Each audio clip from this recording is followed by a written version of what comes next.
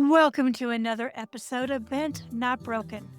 Heartbreak and trauma may feel like the end of your story, but here it's the beginning of a bold new chapter.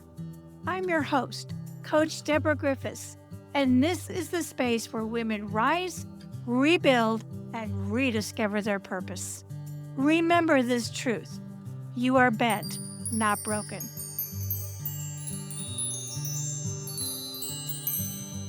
Welcome to another episode of Bent Not Broken. I'm really excited today because my next guest is a legal eagle and the facilitator of dreams who is changing the trajectory of underserved entrepreneurs using their voice to make an impact. As a mom of 4 boys, she has learned to leverage her power to lead a bustling household while also serving as the founder of the Media Casters and the iconic conference Creative Con. In addition, my guest is a best-selling author and podcast host of 2 shows, which rank in the top 1.5% globally. She helps individuals and organizations share their stories through publishing, presenting, podcasting, and public relations. Please help me welcome to the show the one and only Julie Loken. Welcome, Julie. Well, I'm very humbled, Debbie Griffiths. Thank you for that wonderful introduction. And I can't wait to dive deep into today's episode and understand what is going on in today's culture. Like what's happening here? You know, it really is shocking to think about the divorce rates and the broken homes. I'm excited about today's episode because we both decided to delve deep into television and how that media may be shaping or maybe breaking down the concept of family and how it talks about divorce. So, Julie, did you know that television came into being really in the late 1920s? But it really wasn't introduced to the public until 1939 at the World Fair in New York City. Most of us probably realize that TVs came into individual households in the late 1940s, and really by the 1950s, most households had a television. What I find interesting is looking at each decade and realizing what was going on in the world versus how TV was portraying that, including any mention of portraying of families and divorce, and even raising families in divorced households. So I find it interesting. Let's start with the 1950s. This is post-World War II prosperity. You got the baby boom, you got suburbanization, and then you have the Cold War anxieties. So, Julie, what were some of the TV shows at that time? Well, the one that comes to mind immediately is I Love Lucy. Yes. That was the iconic show of a up and coming couple that were trying to make it in their industry, a comedic show, hilarious. And I think it was maybe one of the first shows that ever portrayed a pregnancy on television I because that believe was you're taboo, correct. It was. And if you remember, they had separate beds. right? How did Lucy get pregnant? I'm wondering. I don't know. I don't think they were even allowed to say the word pregnancy or I'm pregnant They weren't. on TV. They were very creative. She sang I'm having a baby, or he was singing I'm having a baby. Yes. Very creative, but they were the epitome of just a lovely couple, a fun couple. And, they reflected the times because no one spoke of divorce. But ironically, Lucy and Desi, there were behind the scene antics, and their relationship was not on an even keel at that moment in time. Not even what was being portrayed on television. So behind the scenes showed a very different picture. And we know more about that nowadays than I'm sure the audience did back in the 1950s. Another show at that time was Father Knows Best, and I remember growing up watching those reruns along with Leave It to Beaver. I always thought it was funny is how these women are in dresses while they're cleaning the house. And the father comes home, from the day at work and everything is hunky dory. And Beautiful. it They was look beautiful. beautiful. Right, right. Now, Perfectly dressed, right? Their perfectly makeup. dressed, everything. And then you got these well behaved kids. Oh, But any conflict that was being shown ended up really with immoral lessons. They didn't really, really do any fight, but maybe somebody was struggling in school and didn't want to tell their parents or things of that nature. So they showed a little bit of conflict to tell the story and keep the audience tuning in. But it all ended on a happy note. Life was happy, life was good. And then we move into the 1960s. This is when we have the civil rights movement, the Vietnam War, the counterculture, and feminism is starting to emerge. What were some of the shows that you liked from the 1960s, Julie? and to be fair, I did not live in the 1960s, so I don't have a great foundation of shows in the 60s. Can you give me a couple ideas about shows that you loved in the 60s? I was a big fan of reruns. Once we get into the 70s, then I'll really have a lot. Yeah, mostly in the 60s was reruns for me too, but you've got a fun show like Bewitched. Oh, I Uh, love Bewitched. yeah, right. That And was a nutty show too, right? it was, but again, this was a happily married couple, and of course, she had her comedic antics of who wouldn't want to twitch their nose and have the house clean. Right. But one show they started emerging was Julia, and Diane Carroll was the lead on that, and she portrayed a widowed Black woman, and she was a nurse. So that's the first time they start portraying, this is in the late 60s, start portraying a single mother raising a child. And then probably everyone's all-time favorite, The Brady Bunch, that emerged in 1969. That show didn't talk about divorce. We have a mother and a father who were widowed. Their other spouses died, and they bring in a blended family. So we see for the first time a blended family coming into play. And that aligns with the civil rights movement. It was the big time of unrest in the United States. So that is a great reflection of what was going on in the United States. True. And I remember It's watching probably the six. controversial back then too. I'm sure it was. But again, I think people were still looking for some way to escape because I remember the 6 o'clock news sitting down at dinner with the family, and the news would start portraying how many casualties were going on each day from the Vietnam War. So that's Mhm. the first time a war was being brought into the family living room. You How remember that, Debbie? I You actually do. you I do. do. I do. I remember listening to the news, and it's depressing when you're sitting there at dinner, like, why are we hearing about all this? I didn't quite understand all of it. Mhm. But I do remember hearing later on that was the first war that was actually brought into the living room. Mm. Seeing the visual images makes it feel like it is a part of your life as opposed to reading it in a newspaper or just seeing the images because you can see it in real time. It changes the way you react. It shows a reality that I don't know that we were all ready to see. Mhm. Yeah. War is brutal, as we know. All right. So let's go to the 70s. Oh, Okay. Now women's you're speaking my lib. language. Women's lib is coming into play. And then, did you know no fault divorce begins in California? They started it in About 1970. time. Right, right. And then we had the oil crisis. Remember that with the long lines and to go on odd, even days to get your gas? I really don't. I've read my I history rem books. I remember my parents having to do that, and they remember that conversation. Anyway, so what were some of the shows that you remember from that time or saw Well, reruns of? okay, to be honest, it was Sesame Street and Mr. Rogers. The Brady Bunch and the Partridge Family were woven into my consciousness in the 70s.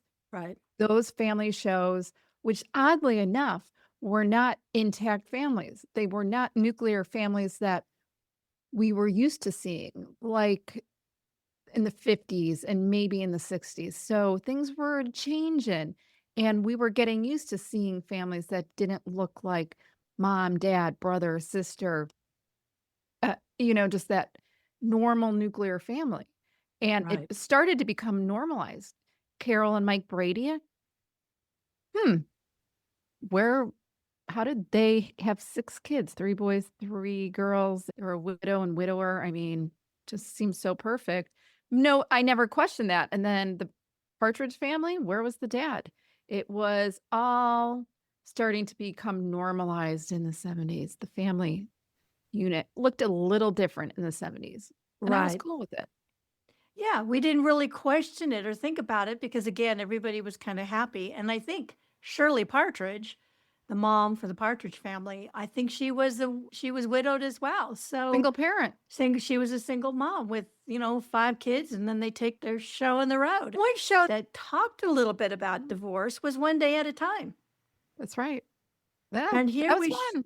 I don't know how here widely popular that was, but that was a real gritty story of a woman that was trying to make it as a single divorced mother.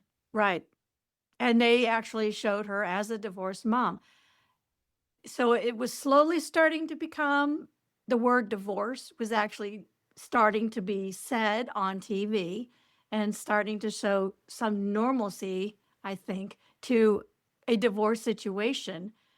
But again, I don't think what was always portrayed is actually what's always real, what really happens in a normal household.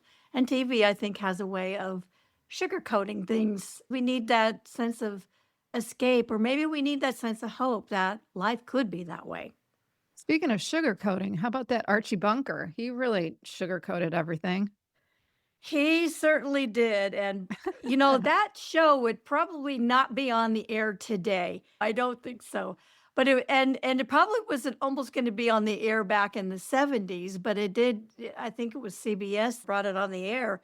And, but again, we saw open debate about gender roles and generational conflict between Archie and Edith and Meathead.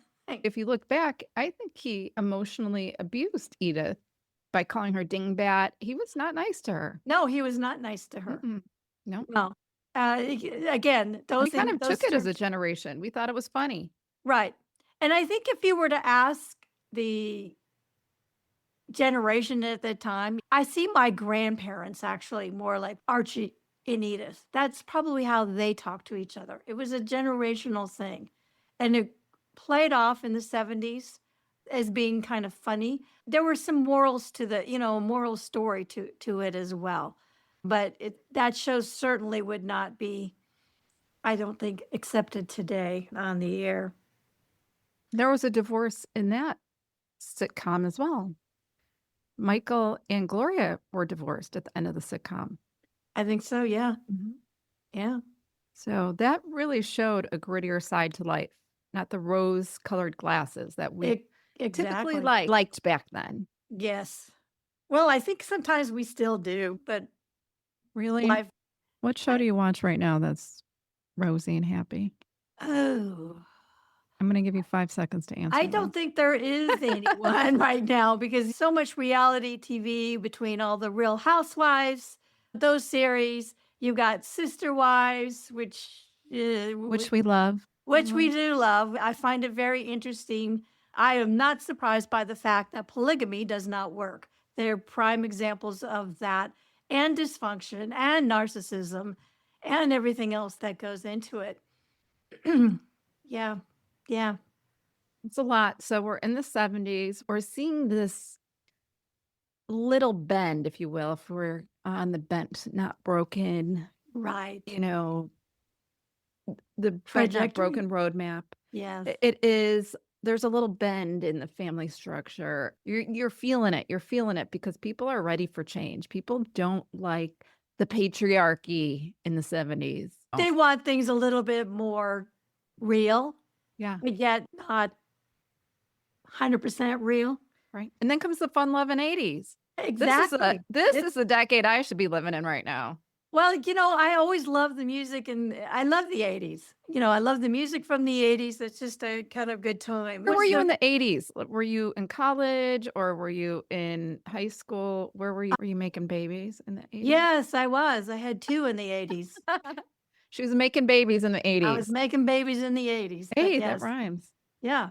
Yep, Okay, it so you does. were making babies in the '80s, Yep. and so that was The how did Reagan era. the The Reagan Reagan era. era. Yeah. So that was a time of a lot of optimism. We felt really powerful as a nation. We were bringing that wall down, Right. and we felt powerful. It was a time when it was just fun. We were wearing neon, we were wearing plastic bracelets, jelly shoes, our hair was big as heck, the hairstyles were nuts. The Shoulder music was pads. fun, shoulder pads, the styles, crazy. I can't even believe that we were allowed to wear that stuff.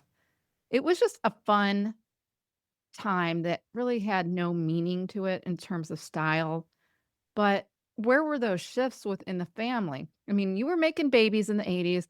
I was graduating middle school, going into high school, figuring out guys and probably screwing it up, doing a lot of probably nutty things that we won't talk about here. But what was the family dynamics and culture like back then, in your opinion? Well, it showed 2 different things. We had shows then that really epitomized the traditional family, like The Cosby Show and Family Ties, and even Growing Pains. And then you have a show like Kate and Allie, who showed 2 divorced women who came together to build a home. So it's a little bit of a dynamic there when you got still people are wanting that good old family values. So those shows like The Cosby Show and Family Ties, they almost remind me going back to the '50s. Those type like the Yeah, Leave It to Beaver. yeah. But although the women didn't wear dresses cleaning their house, there was more that epitome of the family Mhm. being together. I see the strong dynamics in the mothers. I see the juxtaposition of the Huxtables and the Keatons, which are the Cosby Show and Family Ties. That was must-see Thursdays, wasn't it? Must-see Thursdays, and they were the strong family units. And what was very cool is that we had one family represented that was a strong, wealthy Black family, which was the Cosby family, and of course, we know what happened to Bill Cosby and his fall from fame. Fall from Terrible. grace. Yeah. Fall from grace. We had that juxtaposition of really stronger women, mother figures, and then we had the Connors of Roseanne Oh, and yeah, the yeah, Married yeah. with Children, right? Yeah. And then Yep. I started learning what dysfunctional families that were intact looked like. Right. The Right. Bundys and the Connors, Yep. right? So we had Yep. that, and then we had this. Right. And really, the Bundys and the Connors were blue collar workers, basically the middle class. Whereas, like, I think the And we never Cosbys saw and that before, did we? The blue no, collars. Yeah. no, we really, Mm. well, maybe the bunk all in the family started Oh, yeah. a little bit of that, but Bunkers. definitely, the Yeah. Connors was the typical blue collar family. And there's nothing wrong with that. It was just a different So dynamic funny. that was being shown. And again, the comedic timing of Roseanne and John Goodman and the kids, it made for a great show. Made for a great show, Hmm, which so brings good. us to the 1990s. That's really when we had the end of the Cold War. That wall finally came down, but we had culture wars and latchkey kids. Remember that Mm, term? I do. And flannel. I remember wearing a lot of flannel. Flannel. Okay. You don't remember that, do you? Well, Grunge bands. no, no, I don't. Sorry. But that's Okay. okay. That's okay. Can't remember what I was again, my 3rd baby came along in the 1990s, so I And was in a blur. I was busy being a mom and raising kids. But the TV shows at the time, this is interesting. Full House. Full House is a very popular show, but it shows a widower who has his friends. They all live together and they all co-parent 3 girls.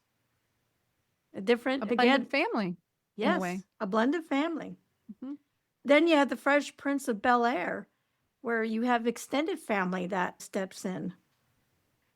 And then there was the Step by Step show that had Patrick Duffy and Suzanne Summers. They were a blended family.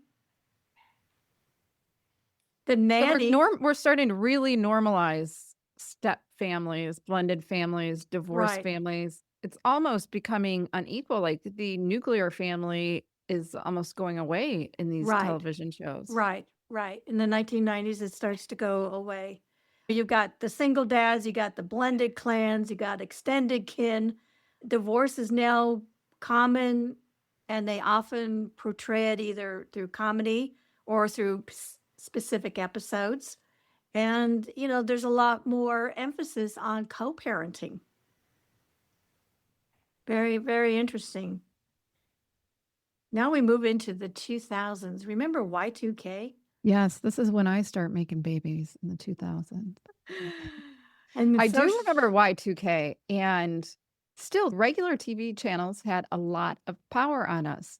The CBS, NBC, ABC, and then the Fox network really started to come in. yeah, The 90210s, the Melrose Place really had a grip on us. We weren't inundated by cable or streaming at that point. I know a lot of you correct. listening might not even know what we're talking about. So there weren't as many options. We had limited options. So You we had were glued, yeah, to Yeah, this. yeah, yeah, absolutely. I'm not sure when cable television finally came in. It might have been in the 2000s, but I remember growing up in the Los Angeles area, we had more than just the three basic channels of ABC, CBS, NBC. We had a few more channels, but I think for most of the country, you had basically those three channels, and you either used rabbit ears to get the reception, or I remember Dad climbing up on the roof to attach the antenna to get Okay. TV reception. Oh yeah, yeah, yeah. That was all before cable, but Do you remember when you actually had to get up to change the channel? yes. Actually, my sister and I were the remote for my dad. He would say, "Go change it to channel 2," or "Caddy, go change it to channel 7." Yeah, we were his remote. But yes, I do remember, and it's so long ago, but it really wasn't that long ago. But yeah, remote TV has really changed us and spoiled us and probably led us to be more of a couch potato than ever. Right? I wonder, as a society, a collective society, how much weight we've gained since the remote control has been invented. That's a good question. Mhm. We'll have to research Let's that. Google that. Let's Google that. But in 2000s, you had Desperate Housewives. Did you ever watch that show?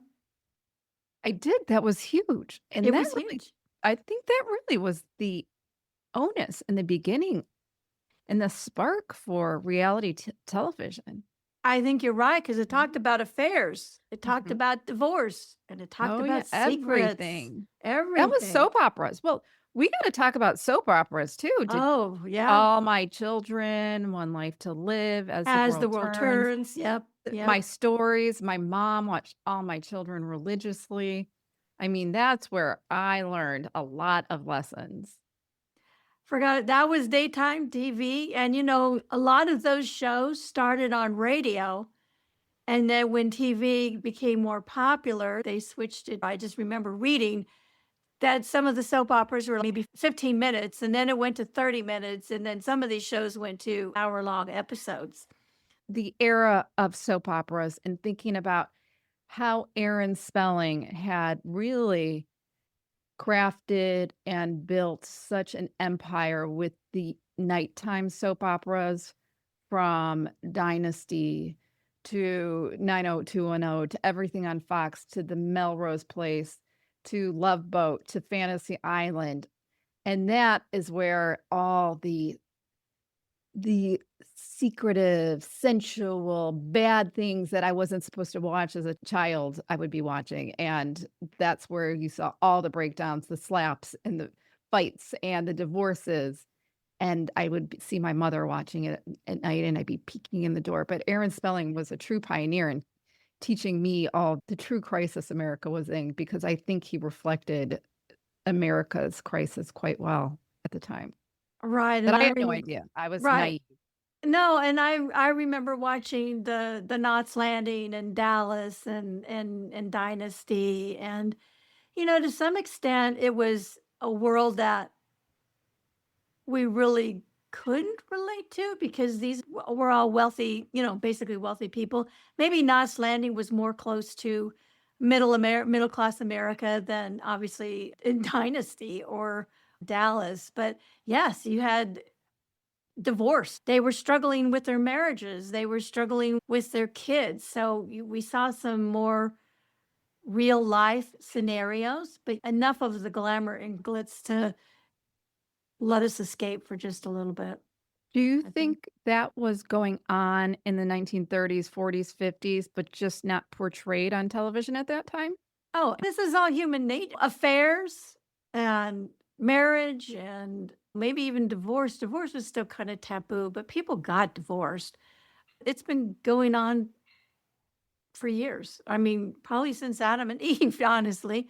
But, we just, the media has not always been up to date with the current realities, and it takes them a while to kind of move through those social norms. And remember, there was back in the day with I Love Lucy, they couldn't even say the word pregnancy. Now, today's TV, I don't think there's any rules. You hear swearing on Basically, TV. you can basically watch people conceive a baby on TV. Yeah, pretty close. Mhm. Or having a baby. And having a baby. Yeah, pretty Mhm. close. How about the 2010s? This is when we had nationwide legalization of same sex marriage. Oh, yeah. We had the Me Too Love that. movement. Mhm. And now we have the streaming revolution. Wow. So some of the shows, and I think this is really getting into modern times, is Modern Family. Right? That is one of the funniest shows if you ever watch those reruns. It's so funny, and I love that one of the main characters is a gay couple. They're hilarious, and I love how they interact with the other family members. Again, it's the media normalizing relationships and the dips, falls, rises of different kinds of relationships. So the media does perpetuate what it sees in The life real and culture at its time. real world. And Right, yeah. right. Yeah, I think that's a perfect example of Mhm. gay dads and blended clan. Mhm. Mhm. Um, and now we're kind of coming up to our 2020s. We've You got can't even quantify now. There are too many television shows to there's even. too in the 2020s we've dealt with COVID, That's true. remote work. We've seen some social justice uprisings. There is a spotlight on mental health, and there's a rise in what's known as the gray divorce. Oh, yeah, the Great Divorce. The gray Yeah, divorce. that's a real trend now. It is. There's more people over 50 getting divorced. They make up 36% of the divorce. I'm I'm taking done. them for half. Yep. Yep. Yeah, that I've heard that from many people. The gray divorce is a rising trend. I think at that point you say to yourself, "All right, girl or guy, I it's only downhill from here. So I either leave now and take these last years I have of vitality, or I just like stick it out and just, live a separate life but live in the same house." And if it's rising or there's been an increase now because women have become more independent. There's been more women in the workplace. They know that they can support each other. It's a lot Yeah. different than in the 50s and 60s Yeah, that's true. when maybe They're they were stuck. unhappy. They were stuck and Mhm. they really didn't think of any way out. But, I mean, I know, for example, it really wasn't until the late 70s when women couldn't even get their own checking account. Mhm. So, Right? Isn't that insane? so, up until then, women were really stuck. They And couldn't have their source of income or source of money to to pay the to pay the bills, Right. pay the rent, to get food on the table. Or So a man had to sign a loan for a car. You couldn't even get a car. yeah, yeah. And through history, I know you could get divorced, but you could only get a divorce on the grounds of infidelity. And that put a lot of pressure on men and women in terms of getting a divorce. I have a question for you since we're talking historical context of divorce, media. Who is the biggest, most cataclysmic divorce in history that you remember that just shook the world and everyone was shocked by? Just that one big divorce that you're like, "Oh my gosh." You're talking about like a famous Yeah, person famous person that or everyone was shocked by, I can't even come up with one. I honestly can't think of one right now. I'm sorry. like the Vanderbilts. That was a big one. Back in the day. They were Well, the richest family in the United States. Or Nicole Kidman and Keith Urban, who are getting no, divorced right that's now. I mean, right. that's not Yeah, in history. It's a little no, shocking. no, and I think it is shocking because we didn't see that one coming, and it's still so new, and we don't. It's so new, and I feel bad for especially the children. Do you get shocked by people getting divorced anymore? No, I'm not shocked by it. I feel sad. You do? Yeah, I feel sad because having gone through a messy divorce myself, I know the impact it can have on the kids, especially if there's kids involved. I know the impact of the family structure, like if with parents, grandparents, and mostly even yourself. The work that's ahead, processing the pain. How do you make a life now that I'm single and divorced? When I hear it, I'm sad because I know, and I'm sure it's whatever the case may be, it's justified, and I get it, people grow apart, people change, but it's still sad. Yeah. I mean, Because but it are means you a lot. desensitized to it? And I'm talking even the Hollywood divorces. I know, I imagine you were very upset as I was when Kim Kardashian and Kanye West got divorced. But you become desensitized to it. I am thinking in terms of Hollywood and the evolution of the Right. media. I have become desensitized to it. A little surprised Keith Urban and Nicole Kidman because we do invest in their relationship a little bit. We do Mhm. fall in love with them, their love story, everything seems perfect, and then boom, they're done. Right. And then we get so interested, like, what happened? Who did who wrong? And we do enjoy the rise as much as the fall, but I think us as a culture, we become desensitized because of the media, and the media becomes a facilitator, just as we've seen in this arc throughout the decades. No, there's a lot of truth to that. Let's look at Ben Affleck and Jennifer Lopez. I mean, again, they're on again, off again, on again, off again. And, that's where you get desensitized when you see certain people that don't seem to appreciate the marriage, what it means, their values. And it seems that they just think of it as easy come, easy go. It's like changing your underwear. You can change your spouse. And that's where you get desensitized really quickly is when you see repeat, repeat, repeat. And it's like, okay, when are these people going to grow up and figure out why they're repeating these mistakes? Because they don't care. It becomes just a habit for them. Marriage becomes a habit, and they have good lawyers and they have good prenups. So there's not much risk. They probably should be going to therapy or counseling and figure out why they do this all the time. Right. Where do you think the media portrayals of marriage are headed? Where do you think we are going in the 2030s, 2040s? Or do you think we're staying the course, Debs? I think we're going to probably stay the course. We might see a little bit more portrayal of what it's really like with maybe visitation when the kids come and go. What are some of those struggles? It will be somewhat sugar coated because that's what TV does. But I'm hoping that they open up and show some of those struggles, how hard it is to kids, what divorce goes through. And even for the parent, the struggles that they have to go with keeping a job, not much less finding a job, keeping it, and having to do it all, having to keep the house clean, keep food on the table, cook, do the grocery shopping. I like to see a little bit more reality to that, giving people hope and ideas. But I'm an idealist. I always hope. That's why we need you. We need more people like you. We really didn't talk about reality TV. Again, we got the Kardashians and the Sister Wives and all that. How real do you think reality TV is?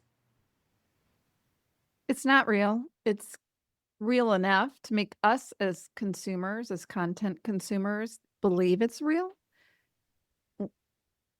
They craft storylines prior, but it looks real enough.